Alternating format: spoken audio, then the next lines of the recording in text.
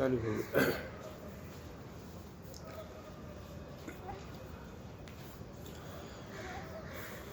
मैं योग गुरु कमांडो दिलीप,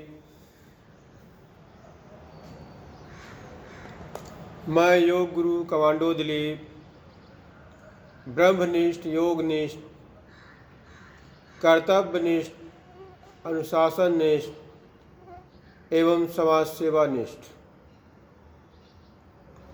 आज अपने प्रिय साथियों एवं बंधुओं को मॉर्निंग टाइम में जो मैं योग रिलीज करता हूँ, उस योग के द्वारा अत्यधिक अव्यवस्था के कारण मॉर्निंग टाइम 0500 बजे रिलीज नहीं हो पाया और ये वीडियो अब मैं लगभग 6 बजे के करीब रिलीज कर रहा हूँ।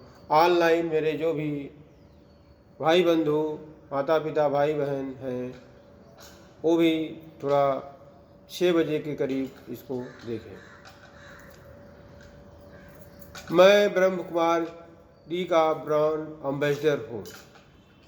अगर कोई व्यक्ति मुझसे कोई भी अभद्रता या व्यवहार करता है तो मैं उसे ईश्वरीय भूल या उसके अंदर ऐसी कोई बुद्धि या सद्बुद्धि या ज्ञान नहीं है।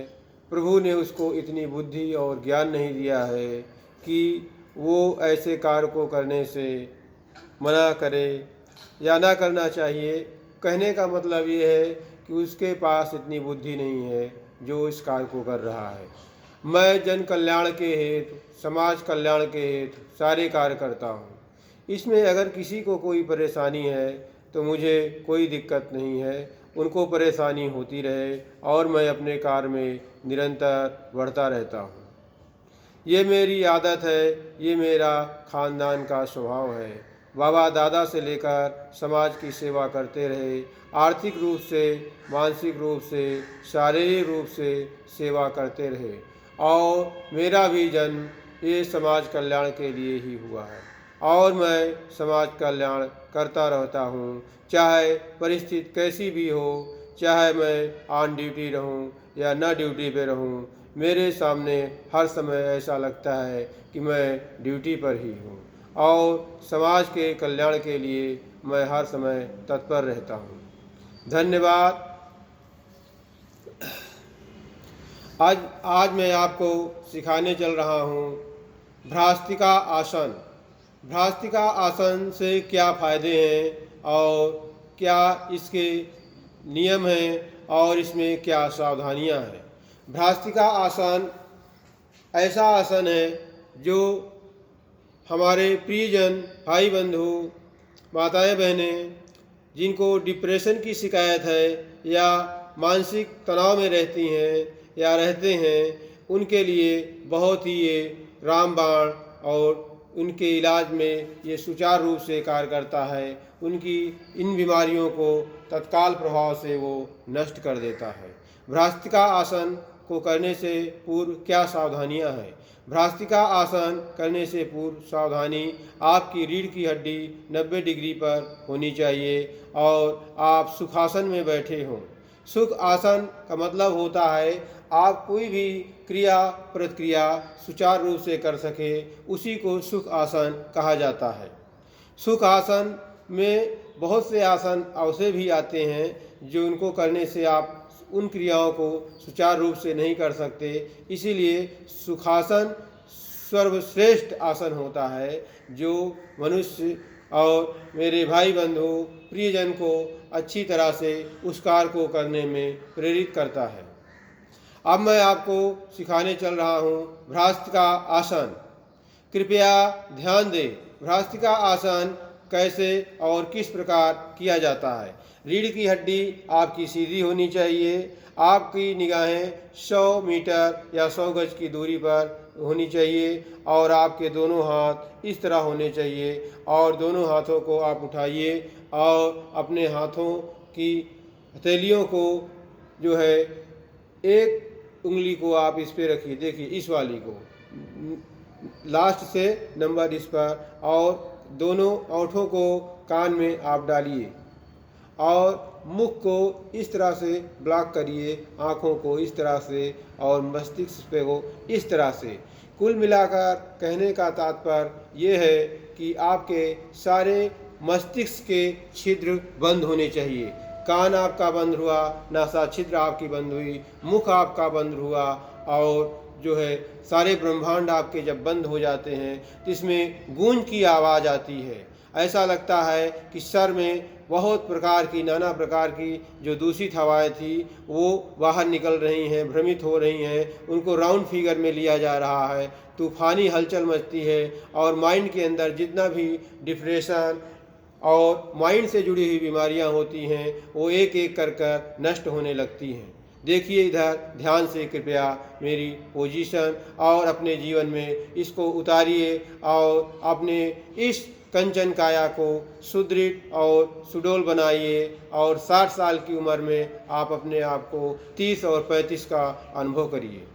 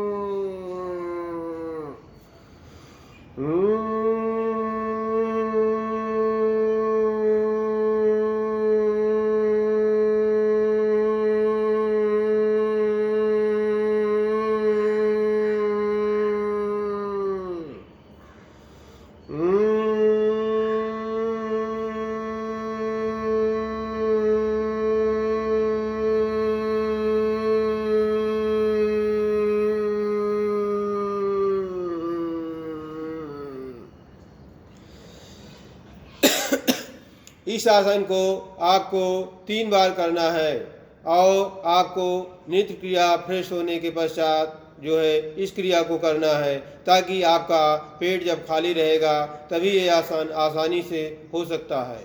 अगर हो सके तो आप जो है नहा धोकर इस आसन को करिए और भी अच्छा है। नहीं कर पाते हैं इतना तो भी आप फ्रेश होइए, ब्रश मंजन करिए, ताकि मुंह की जो बदबू होती है, मुंह के जो अनावश्यक पदार्थ, हानिकारक टॉक्सिन होते हैं, वो सब निकल जाते हैं। और जब कोई भी आप आसन करते हैं तो आप अपने आप को फुलफिल महसूस करते हैं।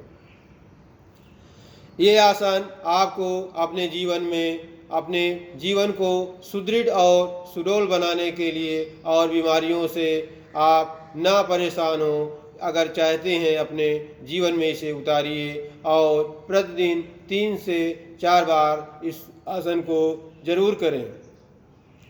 इस आसन को करने के बाद आपको किसी प्रकार का कोई माइग्रेन, कोई टेंशन, कोई डिप्रेशन जैसी बीमारियां छूमंतर हो जाती हैं और आप अपने जीवन में सुचारू रूप से अपना जीवन जिए। अब मैं आपको सिखाने चल रहा हूँ जो है कपाल भात। कपाल भात सबसे सरल और सुगम तरीका है। जिन माताओं, बहनों एवं भाइयों एवं बंधुओं के कमर यानी हेल्दी हैं, जिनकी उम्र कमर 50-40 से ऊपर है या 40 नियरली अबाउट 35-40 से ऊपर है, उनको इस कपालभाति को करने में काफ़ी दिक्कतों का सामना करना पड़ता है। इसलिए मैंने बहुत से योग शास्त्र की किताबों को पढ़ने के बाद अध्ययन किया और पाया कि ऐसे बहुत से हमारे प्रियजन भाई बंधु हैं जिनको कपालभाति करने में काफ़ी दिक्कतों का सामना करना पड़ता है। ऐसे में वे बाबा रामदेव का योग करते थे तो उन्हें काफ़ी दर्द होने लगता था और उनको दिक्कतों का सामना करना पड़ता था। मैंने इस पे कई दिनों तक रिसर्च किया और मनन किया और चिंतन किया और मॉर्निंग 3 बजे ब्रह्म मुहूर्त में बैठकर योगनिष्ठ होकर प्रभु का ध्यान किया। ध्यान करने के उपरांत हमने प्रभु से कहा, हे प्रभु, ऐसी कोई विधि बताइए जिससे ऐसे बहुत से प्रिय भाई बंधु हैं जिनके इस हेल्दी होने के कारण वो इस आसन को नहीं कर पाते हैं। और मुझे ईश्वर से प्रेरणा मिली कि आप इस तरह इसको अपने प्रिय साथियों, भाई बंधुओं और समाज कल्याण के हेतु इसको प्रसारित और करिए, ताकि अन्य लोग भी आपके इस योग को देखकर साधन अपने जीवन में से जुड़ी हुई समस्त बीमारियों को नष्ट करें। ध्यान दीजिए, कपालभाति का सरल और सुगम तरीका। सबसे पहले आपकी रीढ़ की हड्डी सीधी होनी चाहिए और आपका निगाहें 100 मीटर की दूरी पर होनी चाहिए और आपका दोनों हाथ इस तरह होने चाहिए और 3 उंगलियां आपकी बिल्कुल सीधी होनी चाहिए। अंगूठा आपका इस प्रकार अंगूठे के बगल वाली उंगली पर इस तरह रखा होना चाहिए। अगर आप ये तरीका करते हैं तो गलत है, अगर आप ये तरीका करते हैं तो भी गलत है। ऐसे में आपको ये तरीका बिल्कुल ही सही अपनाना है। और देखिए, योग बहुत अच्छी चीज़ है। अगर आप इसको सरल तरीके से और नियमबद्ध और तरीके से करते हैं तो आपको बहुत कहाँ चला गया कलम बच्चे।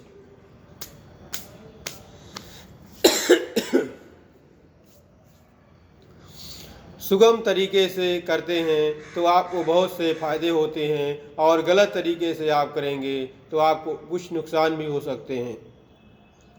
इसलिए मेरा आपसे आग्रह है कि कृपया इसको सही तरीके से और सही ढंग से ही करें। 2-4 बार ही करें, 10 बार ही करें, लेकिन जो भी करें एक्यूरेट करें।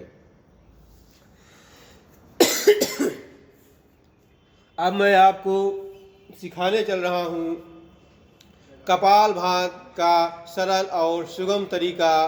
बिल्कुल, अगर आप नए साधक हैं, नए बच्चे हैं, नए शिष्य हैं, नए भाई बंधु हैं और आप पहली बार मेरे इस वीडियो को देख रहे हैं तो आपको कम से कम 20 से 25 बार इस आसन को करना है, इस क्रिया को करना है। और आप पारंगत हैं या और उससे अच्छे हैं तो आप 300 से 1000 बार तक कर सकते हैं, 2000 बार तक कर सकते हैं। और आप मेरे जैसे पारंगत हैं, मेरे जैसे आप बन चुके हैं तो आप इसे कम से कम प्रतिदिन 300 बार जरूर करें और एक सांस में ही 300 बार होना चाहिए। मैं आपके सामने एक कपालभाति सरल और सुगम तरीके से करने हेतु स्टार्ट कर रहा हूँ। कृपया ध्यान से मेरी गतिविधियों और मेरे क्रियाकलापों पर नज़र रखें और अपने जीवन से जुड़ी हुई समस्त बीमारियों को नष्ट करें।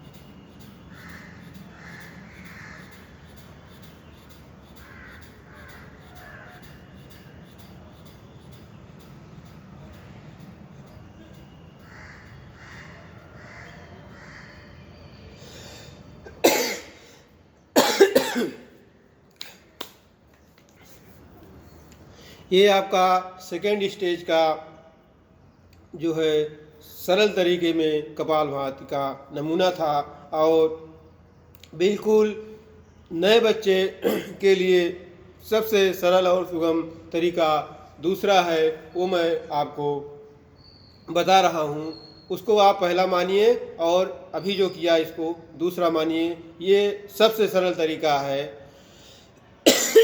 सभी भाई बंधु कोई भी हो, किस भी स्थिति में हो और कितनी भी उम्र का हो, कितना भी हेल्दी हो, वो इस आसन को आसानी से कर सकता है। इसमें कोई उसको ज़्यादा दिक्कत नहीं पड़ती है। रीढ़ की हड्डी आपकी सीधी होनी चाहिए। आपके हाथ दोनों ऐसे इस प्रकार होने चाहिए। हाथ 3 उंगलियां आपकी सीधी होनी चाहिए। अंगूठे के बगल की उंगली आपके इस आसन में होनी चाहिए। देखिए इधर ध्यान से, ये आसन है आपका। ये ठीक इस प्रकार आपकी उंगली इस प्रकार होनी चाहिए और ये अंगूठा आपका इसमें ऐसे नहीं छूना चाहिए, ना ऐसे छूना चाहिए, सिर्फ इस पे टच होना चाहिए। आपका ये टच होना चाहिए। 3 उंगलियां आपकी ऐसी होनी चाहिए। और मैं आपको सबसे सरल और सुगम भाषा में समझा रहा हूँ, क्योंकि हमारे बहुत से भाई बंधु, बहुत से हमारे दर्शक ऐसे हैं जो इसको हम अनामिका बताएंगे, उस अनुसार तो नहीं जान पाएंगे। लेकिन जो पढ़े लिखे ज़्यादा हैं वो तो जान ही जाएंगे। लेकिन सरल तरीके, सरल भाषा, एक मतलब जैसे बोलते हैं देहाती भाषा जिसको बोलते हैं, उस भाषा का भी मैं प्रयोग कर रहा हूँ। कृपया इस भाषा से आप लोग कोई बुरा ना मानिएगा, लेकिन ये हमारे जो है गांव घर की भाषाएं हैं। बहुत सी हमारे गांव घर की माताएं बहनें और बंधु भाई हैं जो इस भाषा को सरल तरीके से समझ लेते हैं और उन्हें करने में किसी प्रकार की कोई दिक्कत नहीं होती है। इसलिए मैं इन भाषाओं का प्रयोग करता हूँ। अब आप देखिए, सबसे सरल और सुगम तरीका कपालभाति का, बिल्कुल नर्सरी स्टेज का, जैसे बच्चा कोई प्राइमरी में पढ़ने जाता है उस स्टेज का ये सबसे सरल और सुगम तरीका है कपालभाति का, जो मेरे अथक प्रयास और परिश्रम के द्वारा निर्गत किया गया है। कृपया इसे ध्यान से देखिए और अपने जीवन से जुड़ी हुई तमाम प्रकार की बीमारियों को नष्ट करिए।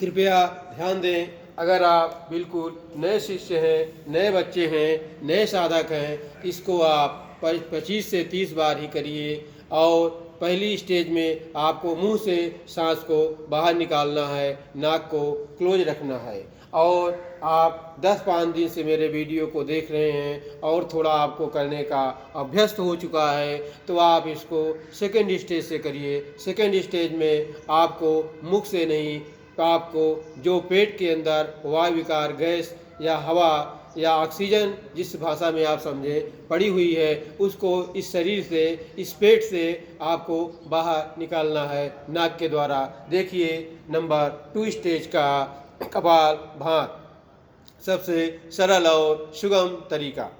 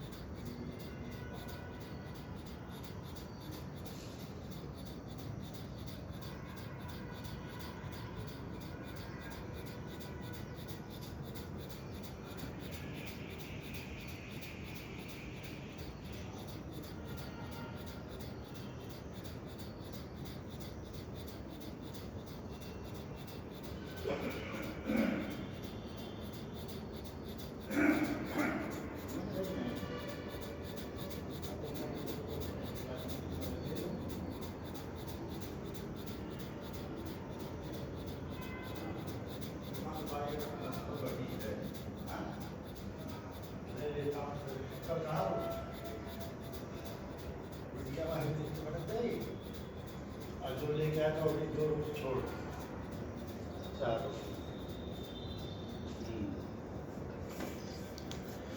कृपया ध्यान दें, ये जो मैंने आपको भी दिखाया ये सेकेंड स्टेज का कपालभाति था और सबसे सरल और सुगम तरीके में सेकेंड स्टेज में आता है और आप इसको अपने जीवन में उतारिए और इस आसन को करिए और अपने जीवन से जुड़ी हुई नाना प्रकार की बीमारियों को छूमंतर कर दीजिए, यानी नष्ट कर दीजिए।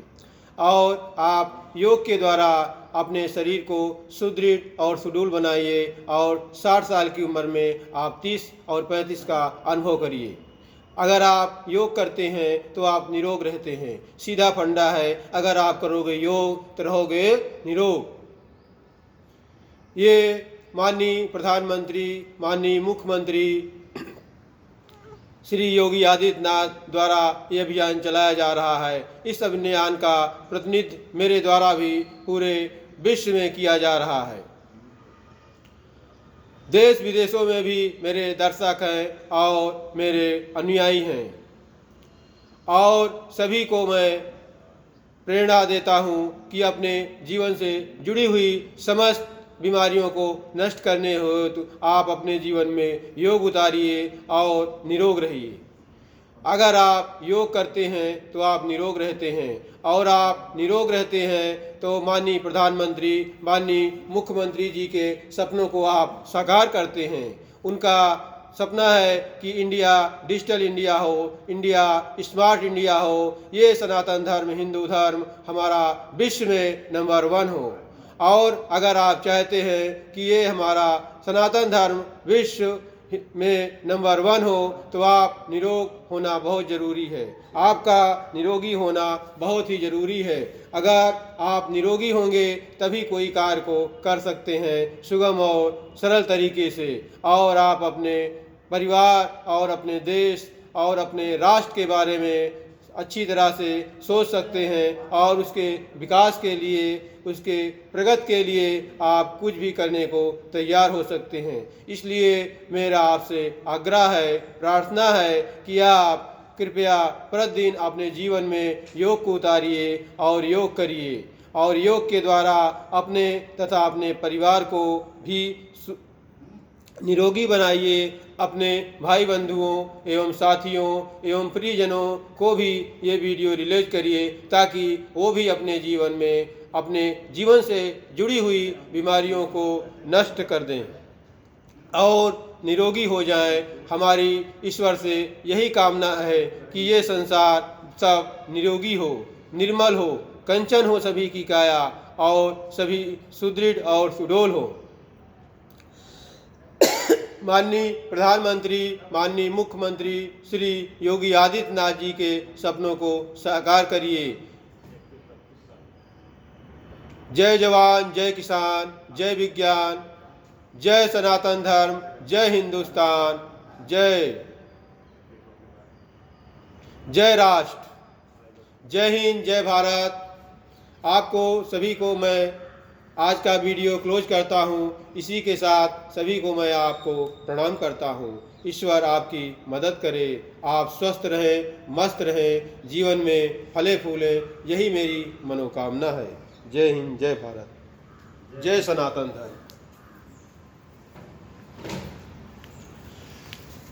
मिलने से जय राम, जय श्री राम।